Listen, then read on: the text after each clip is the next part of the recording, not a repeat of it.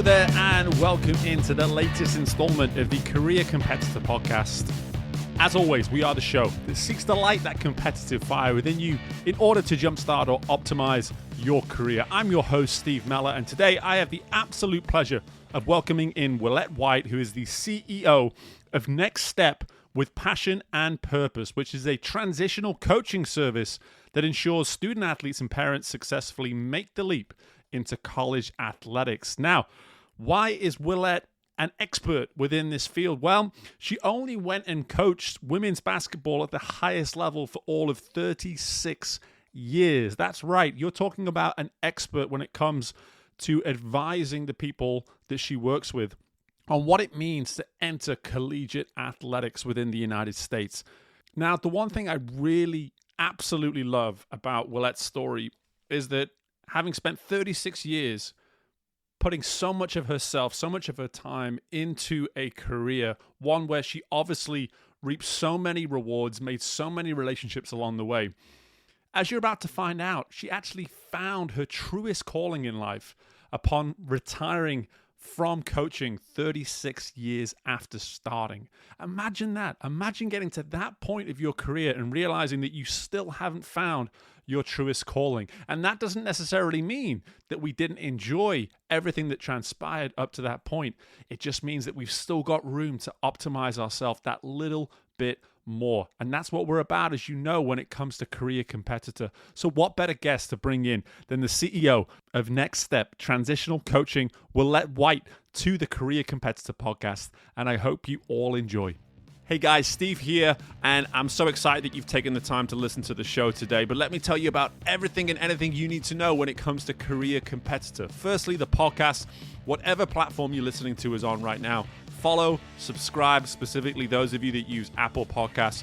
Leave some sort of a review, some sort of a rating. It really does help build the awareness of the show so that more and more people can be impacted by the messages that we're able to deliver. Now, in terms of the service, that's right, Career Competitor is a service now. I'm offering both individual and organizational coaching. From an individual standpoint, I'm here to help you with life or career goals. We'll sit down, we'll have a 30-minute free consultation, and we'll go over everything we need to go over in terms of you letting me know what it is I can do to help you optimize or jumpstart your life and your career.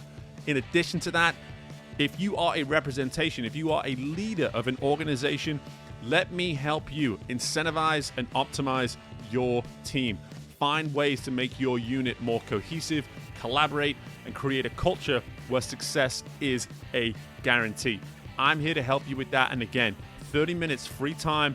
I will sit down, I'll listen, and I'll advise you on exactly what it is I can do for you.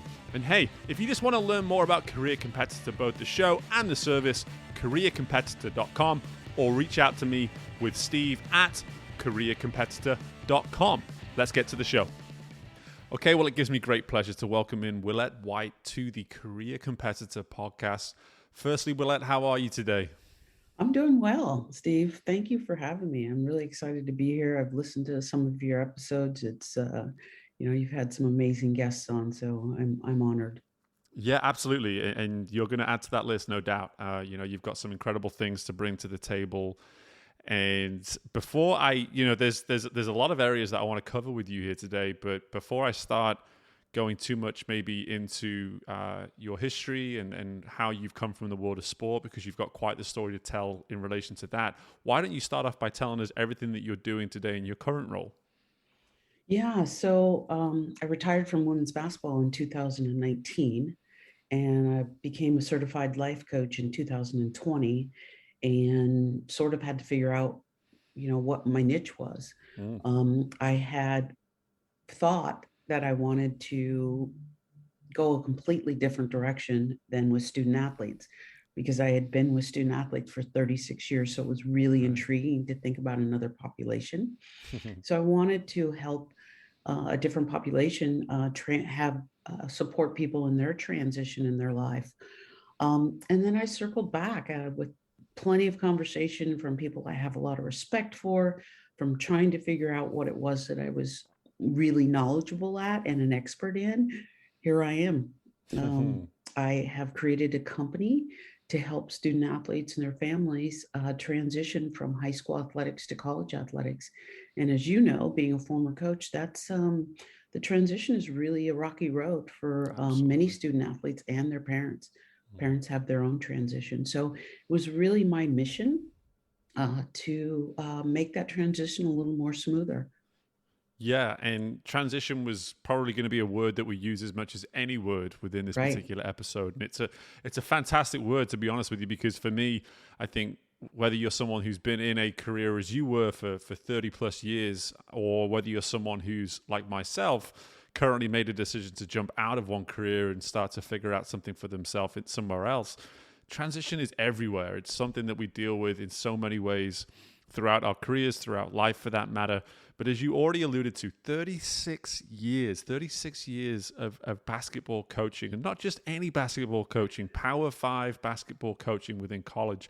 That is serious stuff. As someone that spent a decade doing it, the idea of doing that 3.5 times more seems something that's a little bit too hard to handle right now, if I'll be honest with you, Willette. So for me personally, one area that I really wanted to start off with here is how did that journey start for you? When did you first realize, okay, I'm going to go down the coaching road and let's just kind of see where it goes? When did that whole journey start for you? Well, it's really interesting. I had no idea really about the coaching world. So I played at the University of Idaho. I played for Tara Vanderveer, who's the head coach at Stanford. Um, my junior year, she recruited me. I came from a junior college, and she left after 1 year, and she went to Ohio State and had great success there. But we had conversation prior to her leaving about me going to Ohio State as a graduate assistant. And that's really how it all started. So I did Mhm. my graduate work at Ohio State. I started my coaching career there. I then went on to Iowa State for 9 months. I realized the Midwest was really not for me. I was a West Coast girl. Yeah. Came back to the University of Washington, which was home for me really, Mhm. for 8 years. Went down to UCLA for 8, went cross country back to the East Coast for 7, back to the West Coast to the University of Oregon, and then finished my career at the University of Utah. And once I was in it, it was this lifestyle that was sort of, I mean, as you know, it's just there's always something, right? It's so Yep. fast paced. It's relationships. It's about watching young women grow and get out into the real world and be very, very successful. It's about, obviously the X's and O's, but for me, it was the relationship piece that was really, really special. And so I loved that world of recruiting kids, getting to know them, um, building this relationship to hopefully have them say yes that they wanted to Hmm. play at X university and build a program from that. Because as you know, we need players. You need great Yeah. players. You need great people. So that piece was really, really important to me. And so I got sucked in, and before I knew it, it was 36 years, and I was like, "Oh my God, I'm tired. Yeah. Tired of the travel. Um, yeah, tired of a lot of things." Mm. So took a couple years off and got rejuvenated. Yeah. And now here you are. And Yeah. it's funny. Sometimes there's these really simple ways to describe, even if it's as long an experience as 36 years, I can definitely relate to it when you say you got sucked in. And I think that's something as we will continue to talk about transitions, I think one of the hardest things with those transitions is that feeling of being so completely invested in something, so completely overwhelmed, and almost from an identity standpoint, you can't see life without existing within this particular world. And I think college athletics for coaches is certainly one of those things. It's very difficult because you're always going to find a reason to stay one more season. And whether it's this recruit that's coming in, whether it's this Right. talent, or whether it's this family that you promise so much to, or whatever it might be, there's always going to be this sort of nudge on the back of your neck saying, hey, by the way, you did say you were going to go at least one more year or whatever it may be. So considering you had such a body of work, so much experience, probably endless sort of network when it came to the world of collegiate coaching. I'm really interested just to sort of understand a little bit more about how those wheels started turning a little bit in terms of you saying, as you mentioned there, that you got tired and you started to feel that need to get out, but at the same time, what was it that finally broke through in terms of you mentally that said, listen, this is it, this is my time to be done? Yeah, I was ended my career as director of operations and Mm, administration, and I absolutely loved that role. I wasn't out recruiting. I wasn't on the road, however many days a year. I was traveling with the team, and I did all the logistics. And my mind is very logistically oriented, so I'm always thinking ahead, which I think obviously was a skill for me in that mhm. role. Yeah. Um, but I think it came to the point where my anxiety and worry about every road trip and everything going smoothly um, just sort of caught up with me. Yeah. But there wasn't a fear. There Hmm. wasn't a fear. There was a sadness, but there wasn't a fear of what's next. Because I think sometimes that fear of not knowing what next can keep you in that cycle that you talked about. One more Absolutely. year, one more year, one more year.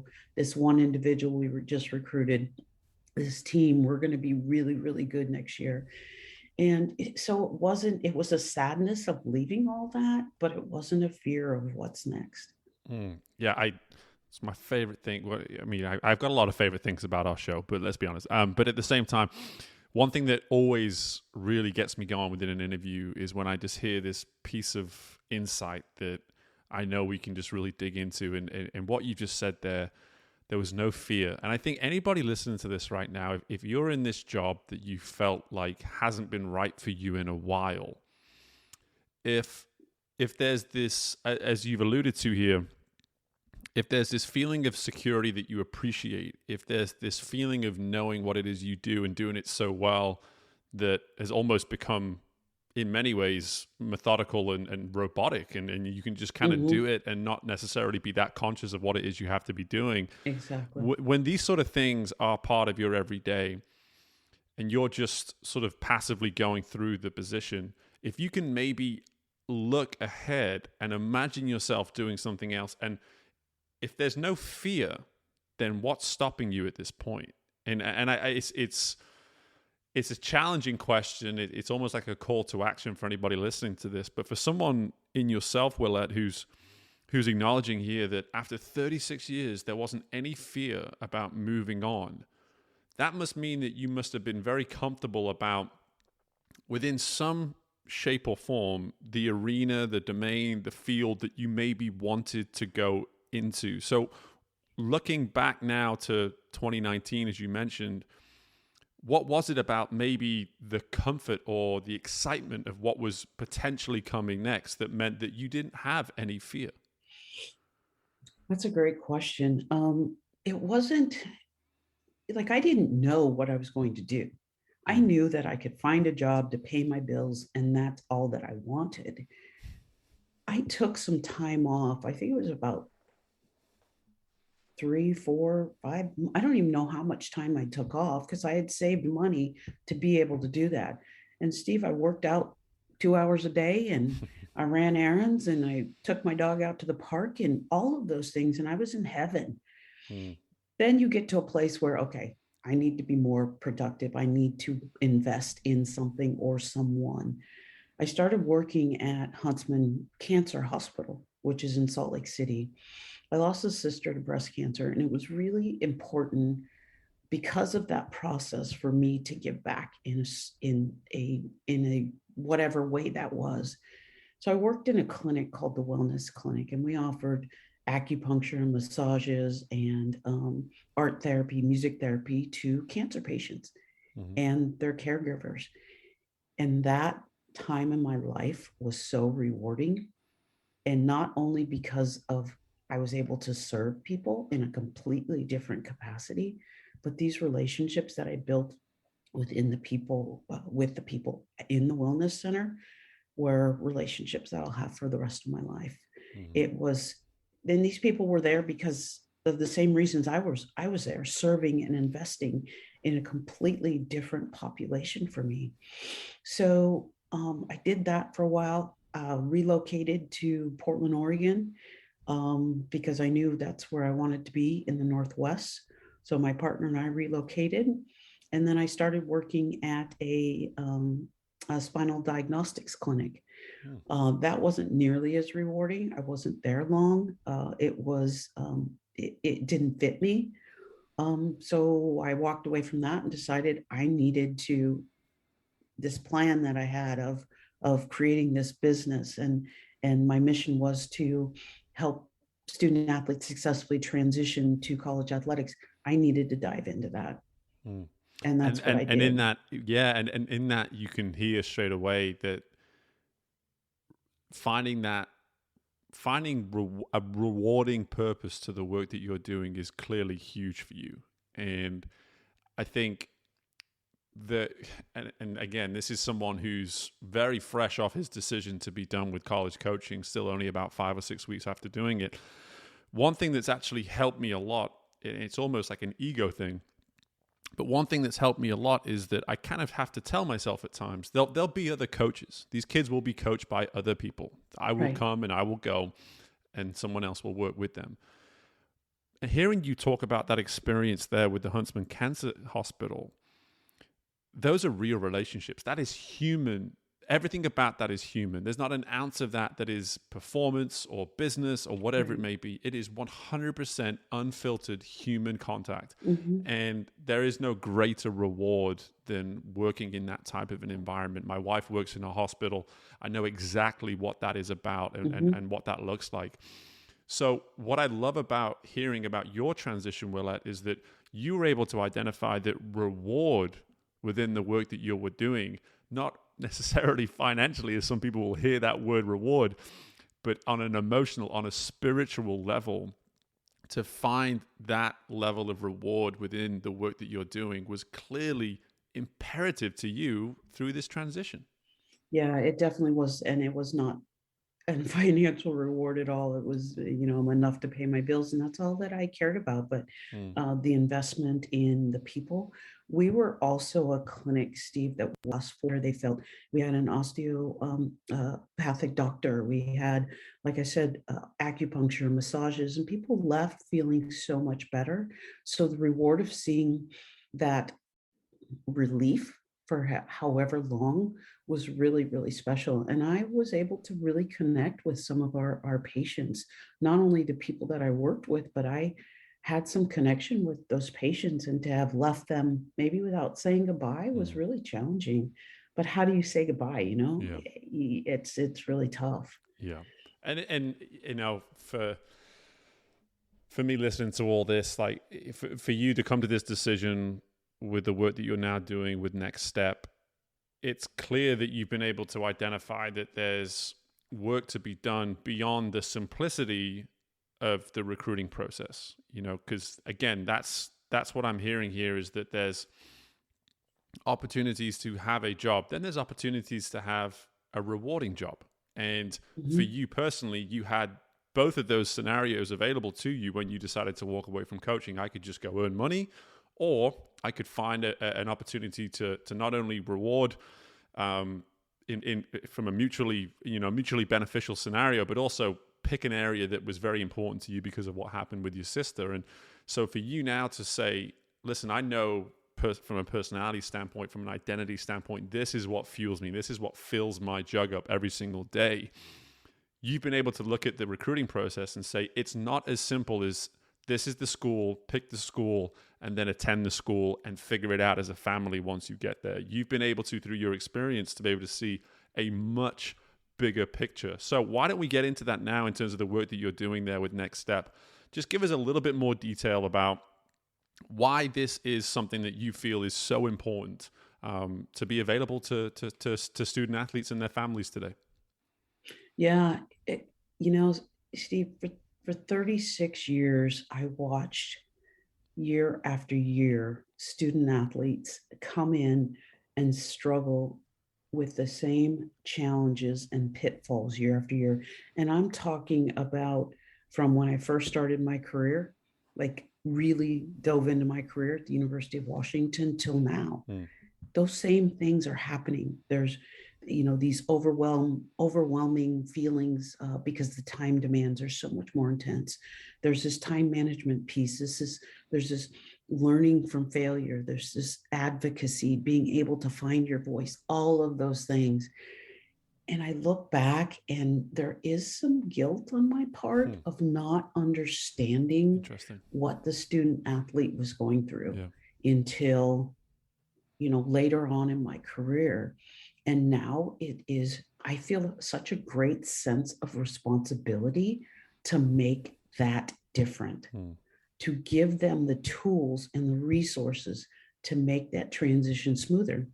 And I'm not saying that you being a part of my program is going to make everything better in terms of your transition, because you're still going to have challenges, but you're going to know that what those challenges are prior to going. And I think so many parents and student athletes, especially in women's basketball, right? Because it's a fully funded sport, volleyball, they're scholarship seekers. And when they receive that scholarship, I think there's a big sigh of relief, which I totally get, because now their education's paid for, right? And mom and dad don't have to figure out or pay those resources. But there's more to it. If they could put themselves in the shoes of a freshman or a young woman who's going to be a freshman sooner than later, and parents the same thing, instead of just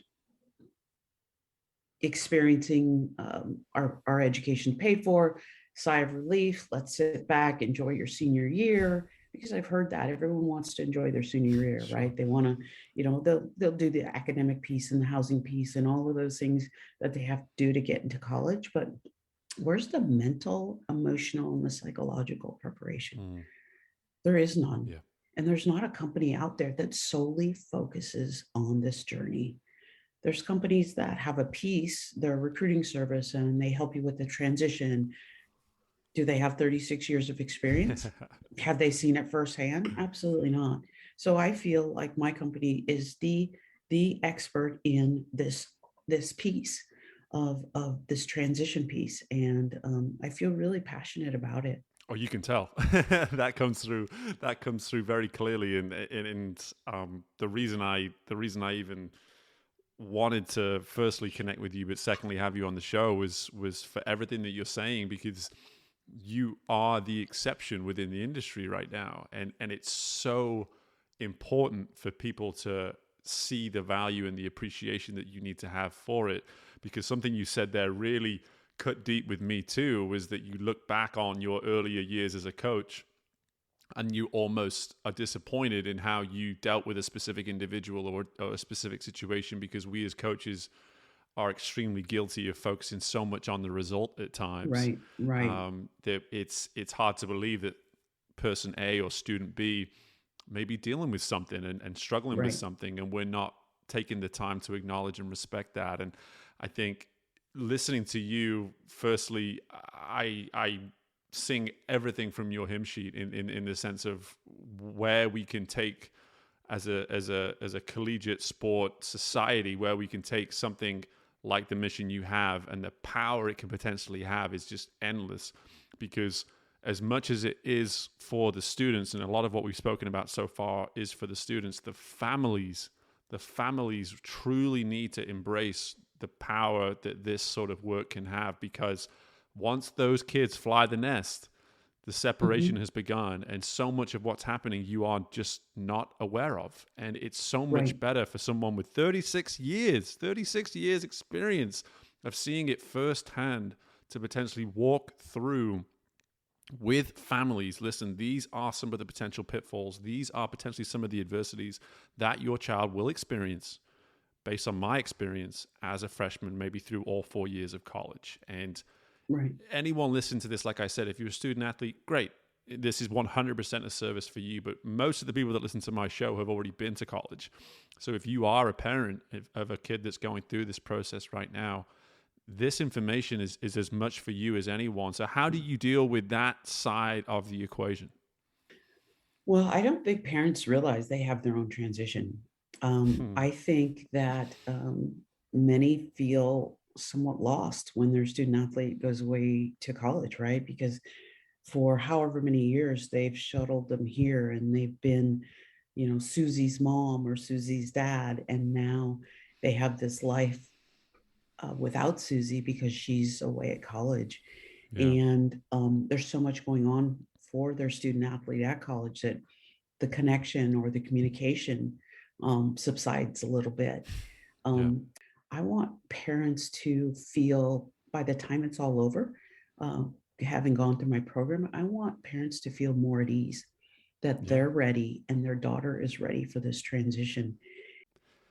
Absolutely. And it just makes so much sense. And as someone like myself who was involved both as an athlete and as a coach within collegiate sport for 15 years, this is the stuff parents need educating on. It's not about accepting that they don't know anything. Sometimes it's simply, how can I become more educated? How can I feel as though I have a little bit more ownership of this entire process prior to the child heading off to college for what will be an enormous transition for the entire family. So it's all really good stuff.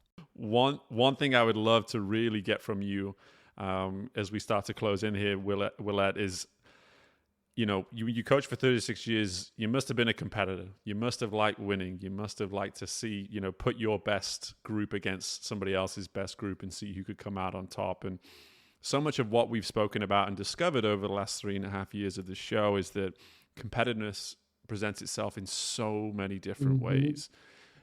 Can you just walk me through a little bit of maybe how you relate to the competitor you were maybe in your heyday, right in the heart of those coaching years compared to now? Because there are lots of little wins by the sounds of it in terms of what it is you're doing today. So maybe just give me a little bit of a compare and contrast with those two versions of yourself. Yeah, obviously competition today looks very, very different than it did, however many years ago. I was fortunate to be at some pretty amazing Power Five conferences in Absolutely. schools and had great success when I was at the University of Washington and UCLA and, some of those places. And the thrill of competing and winning, there was nothing like it. Right. You were able to do it with this group of women, and you had to sort out your differences and your struggles and find a way to all come together for the sake of the goal, the ultimate Mm. goal, right? Was Yeah. having winning games and getting as far as you can. And I was with two programs that went to the regional finals. I Yeah. mean, we're talking about one game away from the Final Four. Mm. And so having that experience is something I'll always have in my lifetime. But competition today is not about that. It's about myself. It's about competing about in what I can do better the next day. It's about finding I have to secure my niche and find the right niche and always shift and change and uh, make changes and identify what it is that I need to do differently to Mm. get my message out, to make sure people understand why this is needed. And always the passion behind it is not, it's not a question, but it's getting that message out and making sure people understand why this is needed. So my environment today is very different than it was for 36 years. And I'm comfortable in this environment, but sometimes it can be lonely. I mean, you think starting your own business can be somewhat lonely, but I relate to that yeah, 100% right now.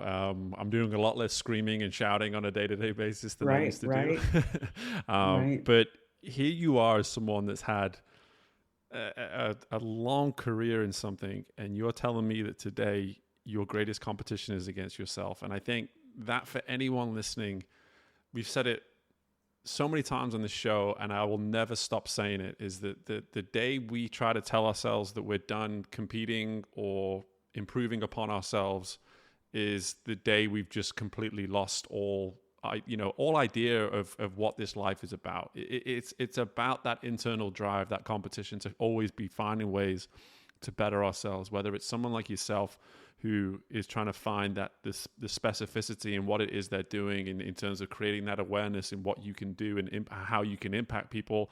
And I relate to all of this right now myself, because I think, and it's also a very volatile time within the world, within the United States, of people making these same decisions that you and I have made here in the last year or two of our lives, deciding to go all in on a passion project, on something that they see value in, that maybe at this point in time others don't see it or aren't aware or educated about it. Sure. So for me to hear that someone like yourself is still, and it sounds like almost as much as any other time in your life, really focused on competing within and finding that ability to establish your optimal self, as we talk about on this show all the time, is so just wonderfully reassuring to hear.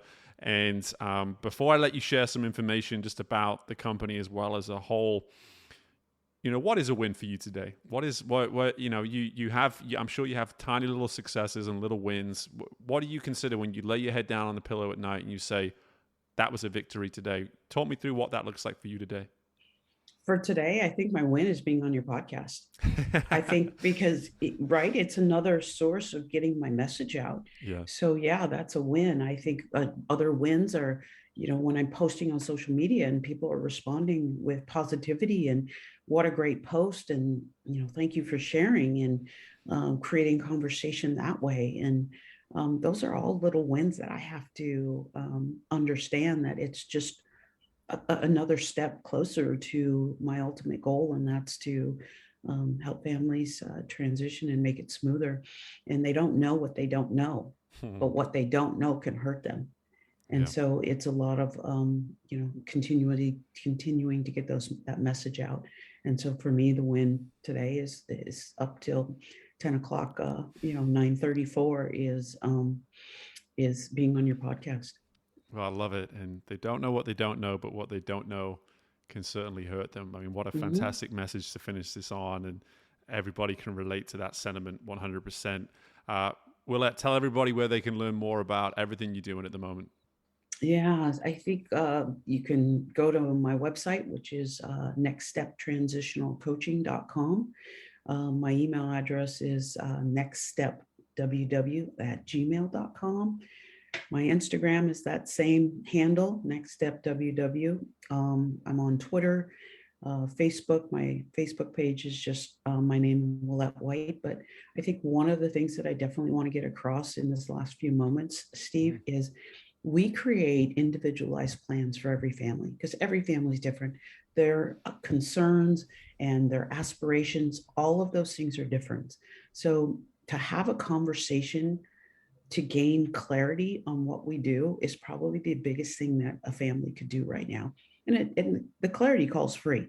Just to get an idea of how Next Step could help their family is free. So I would encourage families to set up a clarity call. That doesn't mean you have to enroll in the program. That's not, my passion is helping families make it a lot easier to do what they want to do. And have preparation around it and readiness. And so I'm all about helping the female student athlete. Been with them for 36 years and I'm not stopping now. Absolutely not. I can feel the momentum. I can feel the purpose. I can feel the passion. And I know I have people that listen to this show that are parents of student athletes as well, that are maybe not even in the high school years yet, but this is certainly something that they need to have on their radar. And Willette, I appreciate you coming on. I'm glad that I was able to be a part of a win for you today by joining the show. And listen, best of luck with everything. You have a fan in me. I can't wait to see where the company goes. And again, yes, thanks so much for joining us. Steve, thanks for having me on. It's great meeting you. I appreciate it. And hopefully we'll stay in touch. And my thanks again to Willette for joining us on the show today. And I want to leave you guys with a couple of takeaways that I can't help but want to share with you all based on my conversation there with Willette. And my first one is, what are you doing to find your true calling? As I alluded to there at the beginning, and we obviously discussed it there within the interview, for Willette to get to 36 years into a career, to walk away from it and decide that she was going to go and seek opportunities to do what she felt she was compelled to make time for in her life, to fill her cup to the top and find as much purpose, as much joy in the work that she was doing as she was there with the cancer hospital. And for her to then, through that, be able to get to the point where she says, hey, I know what my calling is now. I understand that what I need to do is to take the lessons that I've learned and pass it back, pass it on to the many, many more generations to come when it comes to collegiate athletics. And I think for anyone listening to this, in relation to what you're doing to find your true calling in life, just take a moment, make time within your day to see if there are things that you are doing that make you feel as though you are purposeful, you are chasing something that feels as though this is what you were put on earth to do. And it doesn't need to be your career. As you heard there with Willette, she started to go down this process by volunteering, making time to go do these things in her own time. Maybe it will lead to a changing career. Maybe it won't, but it's important. It's really important for us as individuals on this planet, as human beings, to make time to feel as though we are doing something that is a true calling, provides us with true purpose within our lives. So that's the first thing that I wanted to share. The second thing that I wanted to really go over was just the unknown component that is transitions. And obviously, we're talking to a transitional coach. How can I not leave you with something in relation to transitions? For me personally, I'm now a month or so into a transition of my own. And a quote there that Willette shared right at the end, in terms of they don't know what they don't know, but what they don't know can really hurt them.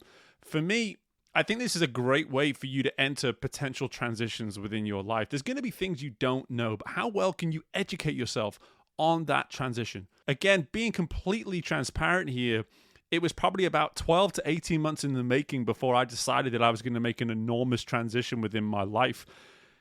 At the end of the day, a transition should never be a reckless decision, but it should be something that we understand is going to require an element of risk. It's going to require us accepting that there will be unknown components to really what we can predict and what we can expect. So with that being said, what can you educate yourself on if you are at a point in life where you feel as though a transition is on the horizon? You don't want to go into it blindly. You don't want to be completely uneducated, but at the same time, appreciate that there's going to be some risk involved. But if you're asking me, there's nothing better than a small roll of the dice to come out on the other side of it with so much more value within your everyday life. So for me, that's certainly what I'm holding on to right now as I transition into a new career. And I hope that you can maybe take these same words and find ways to apply them in your future as well. But in the meantime, guys, listen, I appreciate you so much for tuning in to this particular episode of the show. If this is your first time, make sure you make time to subscribe to the show moving forwards. I'm sure you enjoyed what you had to hear. We have so much more great content coming throughout the remainder of this year, and I've already got interviews lined up for the beginning of 2022. The momentum with Career Competitor is not slowing down anytime soon, guys. So I really can't wait to continue to bring this incredible content to you. And as always, keep up the great work with anything and everything that you're doing. Feel free to reach out to me at career_competitor or connect through LinkedIn. And best of luck with anything and everything you've got going on within your world. And I look forward to speaking with you all again very soon. Bye for now.